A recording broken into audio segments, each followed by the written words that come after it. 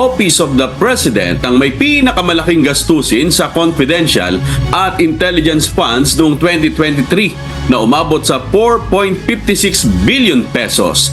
Sa breakdown, gumastos ang OP ng 2.25 billion pesos para sa confidential expenses at 2.31 billion pesos para sa intelligence expenses. Ang confidential funds ay nakalaan para sa surveillance activities ng civilian agencies, habang ang intelligence funds ay para sa intelligence gathering na may direktang epekto sa pambansang seguridad. Magandang araw po sa inyo mga tropa. Ang ating pong saglit na pag-uusapan ngayon ay tungkol din sa confidential fund ng Pangulo. Kailan lang po ay ibinalita na ang may pinakamalaking nagastos sa confidential fund ay ang Office of the President po. Opo, siguro kaya po ginawa yun ng OWA ay dahil sa laging inireklamo ni Inday Sara na bakit laging siyang parang sinisingle out siya, ganun. Siya ay pinupolitika. So, para maging fair nga naman, ay di inilabas din ng COA ang report para sa confidential ng Office of the President. At lumalabas nga na mayroong pinakamalaking nagastos ang Office of the President. Ngayon, ay sabi nung iba, ay bakit daw hindi imbestigahan sa Kamara o kaya sa Senado kung saan ginastos ng Pangulo yung mga yun, kung tama ba o kung saan nagastos yung confidential fund na yun, yung intelligence fund. Ngayon, ang tanong ko sa kanila, kailan nagkaroon ng investigasyon sa Office of the President sa kasaysayan ng Pilipinas? Kailan nagkaroon dyan sa Senado at Kamara? Parang ako'y walang matandaan. Diba? Kasi nga po, kaya po ang President ay hindi pwedeng imbestigahan dyan sa ganyan. Lalo pa nga dyan ay confidential fund. Kasi nga po ang sinasaalang-alang dyan ay yung pong national security. Yan po yun. Kaya ang President ay hindi iniimbestigahan dyan pagdating dyan. Kahit sa siguro pagka yung merong ibang kaso pero wala niya eh.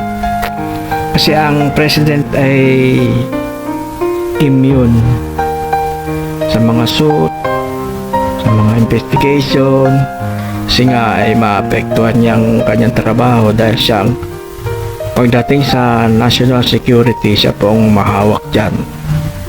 Hindi mo pwedeng basta-basta imbestigahan yan, talungin, ganun po yun. Kaya dun sa mga nagsasabi na dapat imbestigahan ang Pangulo ay sorry na lang po. Ganun din naman po ang nangyari nung panahon ni Rodrigo Duterte, di ba? Hindi naman din siya iniimbestigahan. In fact, pwede nga isnabin niya yun eh. Di ba nung kailan nagkaroon ng investigation sa Senate? Anong sabi niya? Hindi ko pa dadaluhin dyan ang aking mga cabinet member. Sabi niya galaw. Pero hindi siya inisiwa ng kung ng mga kaso ganoon sa Senate. Kasi nga ay wala pong karapatan na ang sino man, kahit ang Senate o ang Kamara, ay wala po pagdating sa Presidente. Talagang yan po ay ginagalag dahil nga po sa national security natin. involved po lagi. Pagka ang presidente ay involved po lagi ang national security dyan. Kaya po siya ay hindi siya po pwedeng abalahin, tanungin. Ganun po ang nasa constitution. Ano magagawa natin? Oh. Kaya ayun, inilabas ng COA na may pinakamalaking gastos ang Office of the President pagdating sa intelligence fund. Kaya hanggang doon lang yun. Hindi nila pwedeng ngayon doon sa COA ay iimbestigahan nila yan, pwede yun. Kaya lang hindi nila pwede ilabas dahil yan ay gawa nga ng national security, hindi nila pwede ilabas yun. Pero pagdating sa Vice President ay pwede yan, saka sa mga iba pang mga mga pera lang na doon sa national sa Department of National Defense, ILG, yan may mga kinalaman sa sa security, hindi po pwede yun. Department of Justice, hindi po. Pero pagdating sa ahensya ng gobyerno, pwede yun. Pwede po yun. Ay nga tinatanong nga po nung iba, bakit daw po yung mga ibang civilian ng gobyerno meron din ganun. Bakit hindi na lang nila i-repair doon sa intelligence kung kailangan nila? Diba? Hindi na dapat tumatanggap yan ng mga intelligence fund, confidential fund. Hindi na pa dapat yun. Kasi meron ng ibang ahensya na gumagalap doon Kung kailangan niya, ay i-repair na lang niya doon sa ahensya na merong kapangyarihan doon. Ganun. At sa halip na yung ibibigay sa kanyang confidential fund, ay di ilaan na lang sa iba. Sa ibang proyekto ng gobyerno. Para po maging mas pakipakinabang yung mga pondo na inaaprobahan. Dapat ganun. Kagaya nangyari dyan sa kontrobersya ni Vice President. Diba? Nung una siguro, talagang ginagawa niya yun. Dahil ngayon na hindi siya makalusot, ayan, happy visto yung kailan lang yung sa PSA, yung mahigit na 400 pala yung walang record sa PSA. So, ibig sabihin, mga hindi tao yun. Mga inimbento lang. Yun namang natitirang mga nasa 200 ay meron nga kasi yung mga ang dami magpapangalan. Talagang ngayon nabibisto siya nagrereklamo siya. Talagang ganon. Dumadaan siya sa proseso Dapat tanggapin niya yun. Tapos siya maharap niya sa impeachment harapin niya. Sabi naman niya salamat daw at na sa impeachment hindi na madadama yung kanyang mga tauhan. Siguro saywar na lang niya yun.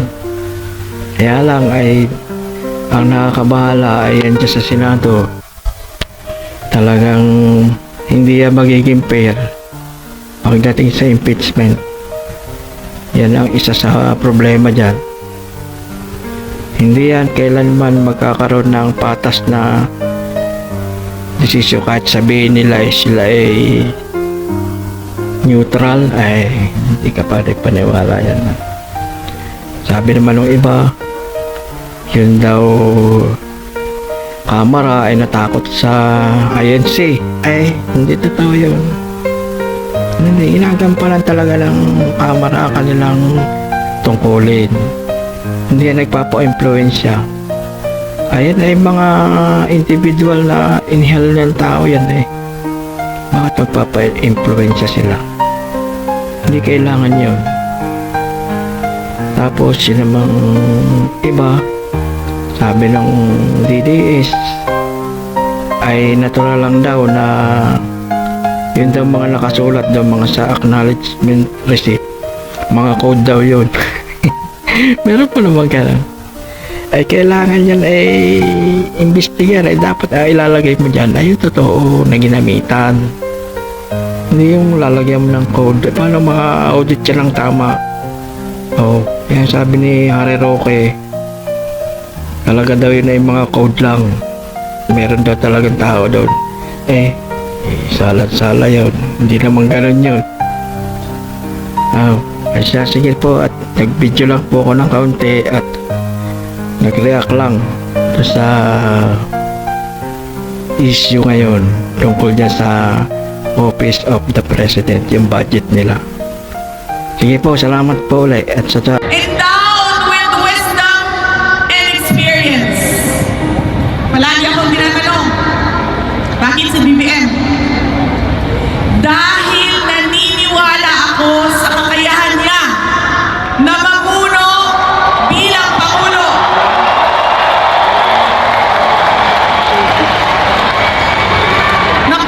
Napatunayan na ito ng kanyang malawak na karanasan bilang local chief executive at bilang legislator.